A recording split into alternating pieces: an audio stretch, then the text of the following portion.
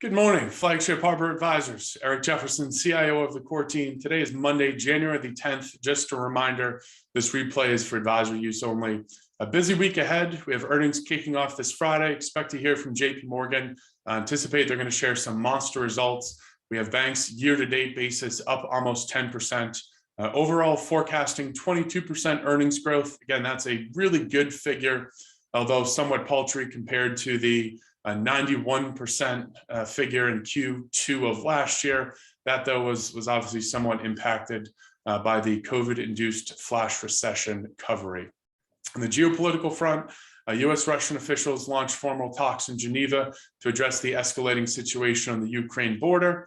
And then the $1.8 trillion spending package, that is the most recently modified version of Build Back Better. Joe Manchin had proposed that to the White House. That is apparently no longer on the table. So if a deal gets done, that will likely come further down the road this year, and in all likelihood include a few downward revisions with that top line number.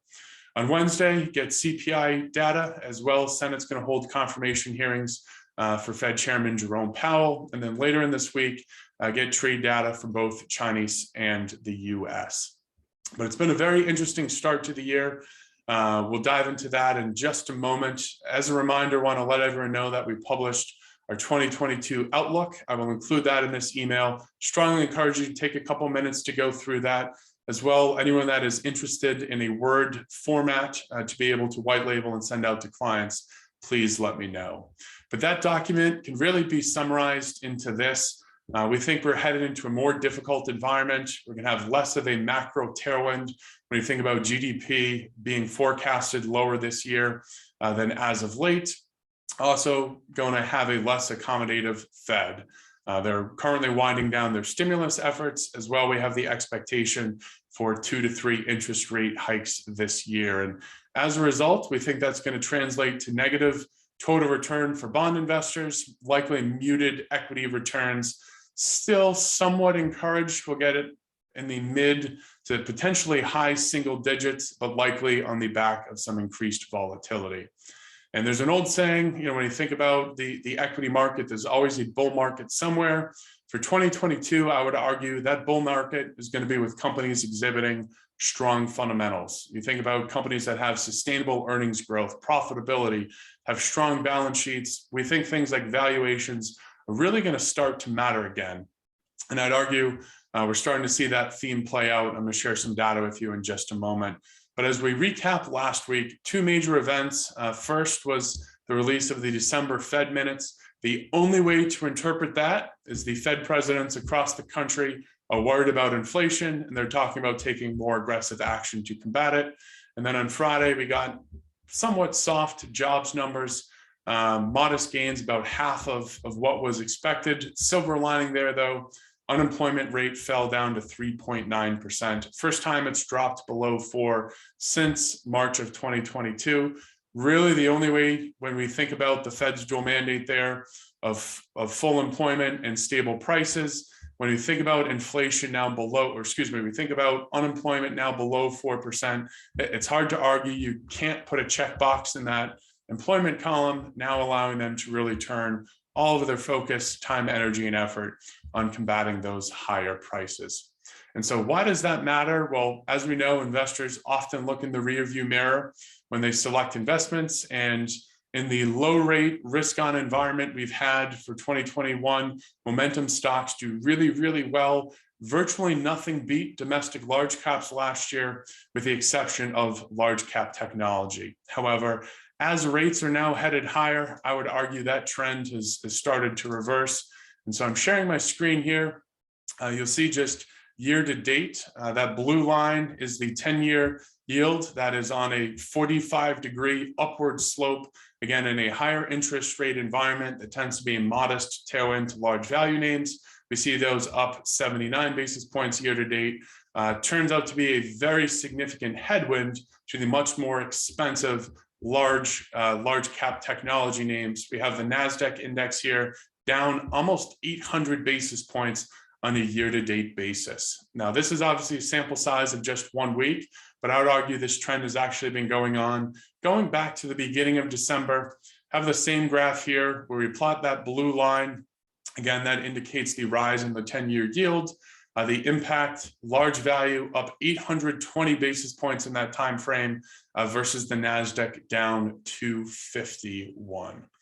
So again, when we think about new environment we're in, where is there opportunity? I would argue one area is going down the cap size. So here we just have some data. We look at the performance year to date, and again, since December 1st of last year, of mid, small, and international stocks. So mid caps down year to date, 170 basis points. You'll see in column C there, that represents a 13 basis point advantage versus the S&P. Small caps, interestingly enough, down 122, representing a 61 basis point advantage versus domestic large caps. Again, that's interesting in a risk-off environment. You wouldn't necessarily expect those smaller, typically higher beta names to outperform, meaning they are better protecting.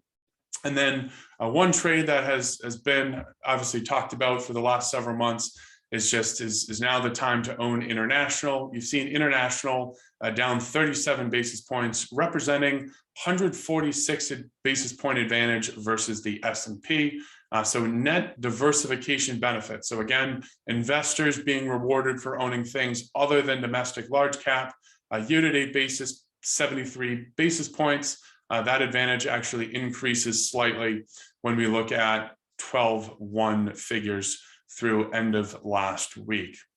The other area, and this is one, interestingly enough, I feel like hasn't gotten enough press as of late. Granted, the head of Citi's private bank spoke about this on Bloomberg this morning, but the other area where we think there's that bull market is within quality. So not necessarily a Morningstar style box, but owning those higher quality names that exhibit some of those characteristics I talked about earlier. And when we simply look at each of these asset classes, but with a quality screen on top, that's where you really start to see some outperformance. So again, year-to-date basis, S&P down 183 basis points, S&P high quality down 55. That's 129 basis point advantage on a year-to-date basis. As we go through mid caps, that actually jumps up to 148, and small caps, interestingly enough, almost 200 basis points of alpha.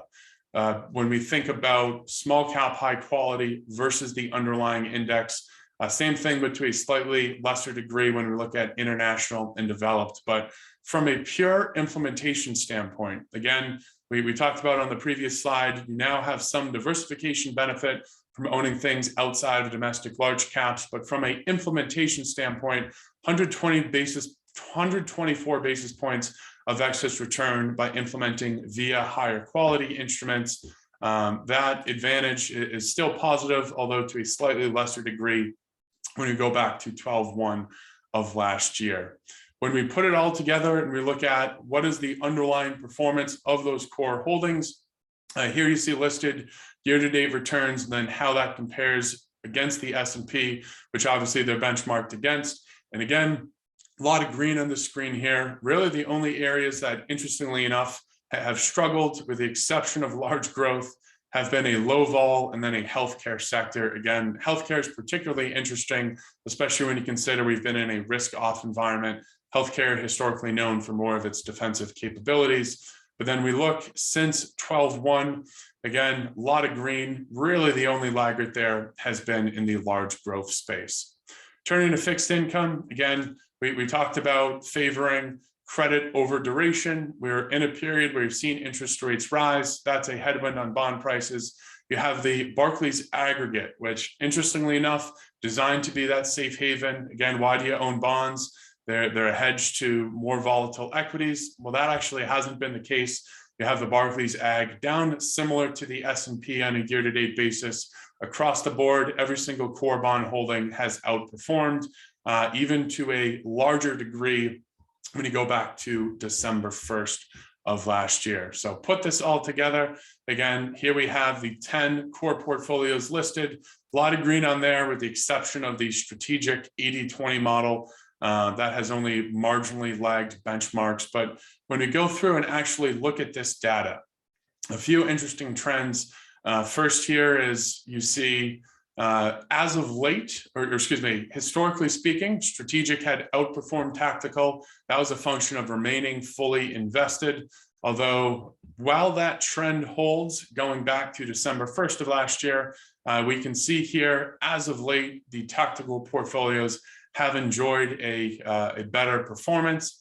And then, interestingly enough, similarly speaking, longer term, going back to December 1st of last year, the more conservative models have exhibited greater relative excess return.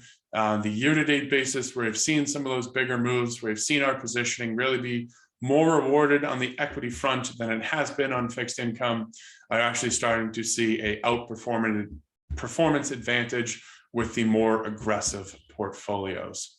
So I will include this slide sheet, Excel in our follow-up. As always, happy to answer any questions you have. If we don't chat, please have a great rest of the week. Take care.